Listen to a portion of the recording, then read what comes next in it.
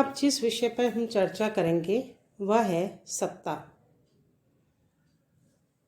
शक्ति हमने देखा, अब है सत्ता। सत्ता शक्ति के प्रयोग का एक ऐसा संस्थात्मक अधिकार है, लेकिन वह स्वयं शक्ति नहीं है। यह कथन है बायस्टेड का। राजनीति में अगर हम देखें तो सत्ता की बहुत ही महत्वपूर्ण भूमिका है। सत्ता को राज व्यवस्था रूपी शरीर की आत्मा भी कह सकते हैं। यह शक्ति, प्रभाव और नेतृत्व का मूल उपकरण है, साधन है, और इसी के आधार पर राजनीतिक प्रक्रियाएं संभव होती है। जैसे नीति निर्माण करना है, समन्वय स्थापित करना है, अनुशासन बनाए रखना है, प्रत्यायोजन करना है, आदि जो भी राजनीतिक प्रक्रियाएं हैं वो इसी के आधार पर ही संभव हो पाती हैं। चाहे वो संगठन औपचारिक हो, चाहे वो अनौपचारिक, सत्ता की स्थिति बहुत ही महत्वपूर्ण होती है। राजनीतिक जीवन में सत्ता की अवहेलना हम कर ही नहीं सकते। कोई व्यक्ति या व्यक्ति समूह बिना औपचारिक सत्ता के होते हुए भी एक विशेष परिस्थिति में सत्ता धारण किए रह सकता है। लोकतंत्र में सत्ता का अधीनस्थों अर्थात जनता के द्वारा स्वीकृत किया जाना महत्वपूर्ण होता है। राजनीतिक लक्ष्यों की प्राप्ति या सिद्धि इसी से संबंधित होती है और बहुत अधिक सीमा तक इस पर निर्भर भी करती है। तो हम देखते हैं कि सत्ता की अवधारणा समाज विज्ञानों के अंतर्राष्ट्रीय ज्ञान कोश के अनुसार सत्ता को कई प्रकार से परिभाषित किया जा सकता है। सत्ता की अनेक व्याख्याएं की गई हैं, किंतु अपने सभी रूपों में सत्ता शक्ति, प्रभाव एवं नेतृत्व से जुड़ी हुई है।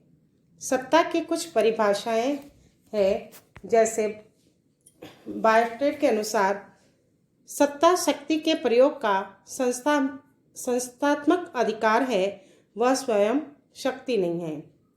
तो बीच के अनुसार दूसरों के कार्य निष्पादन को प्रभावित या निर्देशित करने का औचित्यपूर्ण अधिकार सत्ता है। हेनरी फयोल के अनुसार सत्ता आदेश देने का अधिकार है और आदेश का पालन करवाने की शक्ति है। एलन के अनुसार सौंपे गए कार्यों के निष्पादन को संभव बनाने हेतु प्रदान की गई शक्तियां एवं अधिकार सत्ता कहलाते हैं।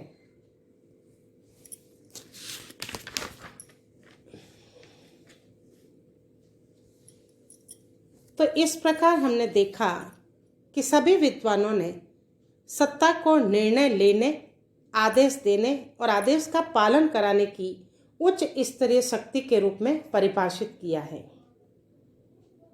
इन सभी परिभाषाओं में सत्ता के औपचारिक पक्ष को या मात्र कानूनी पक्ष को ही दृष्टि में रखा है। इस प्रकार ये परिभाषाएं सत्ता के केवल एक ही पक्ष को स्पष्ट करती है। सत्ता आदेश देने वाली उच्च स्तरीय शक्ति है, लेकिन केवल इस स्थिति के कारण ही सत्ताधारी के आदेशों का पालन नहीं होता। आदेशों के पालन का एक आधार अधीनस्थ अथवा जिन्हें निर्देश किए जाते हैं उनकी सहमति भी होता है। तो अधीनस्थ सब इस बात को स्वीकार करते हैं कि आदेशों का स्रोत सही है, उचित है और हमारे हित में है, तभी आदेश देने वाले अधिकारी को प्राधिकारी यानी सत्ताधारी कहा जा सकता है।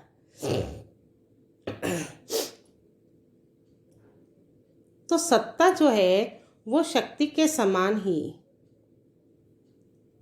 दूसरों के व्यवहार को अपने अनुकूल बनाकर प्रभावित करने का साधन है।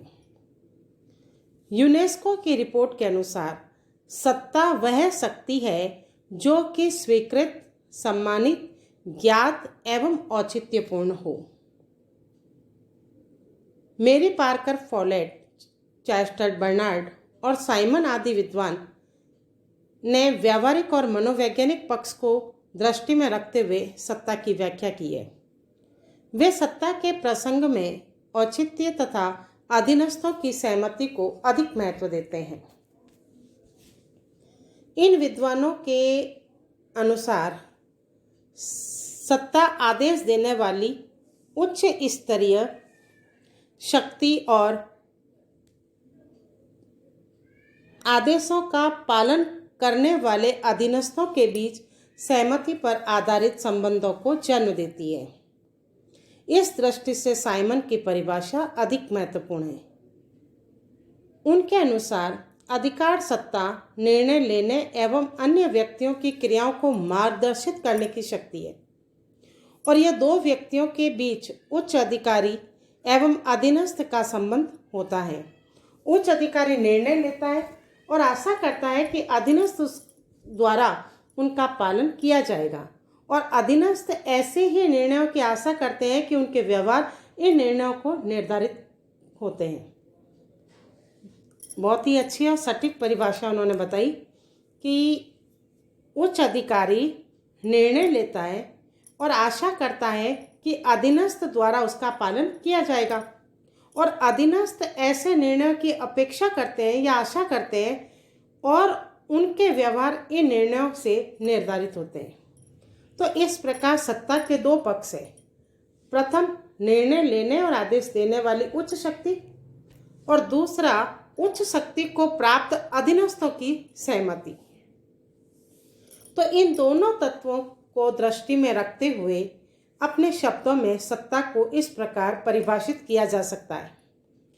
अधिकार सत्ता निर्णय लेने, आदेश देने तथा उनका पालन करवाने की वह शक्ति है या स्थिति या अधिकार है जिसे अधीनस्थों द्वारा स्वीकार कर लिया जाता है और संगठनात्मक लक्ष्यों की पूर्ति के लिए अधीनस्थों द्वारा जिसका पालन आवश्यक होता है। तो ये तो हमने किया है सत्ता की अर्थ और परिभाषा।